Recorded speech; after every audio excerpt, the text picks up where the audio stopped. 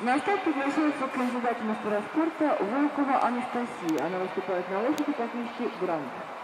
Юность Москвы планерная. Приготовится Анастасии Ермаковой.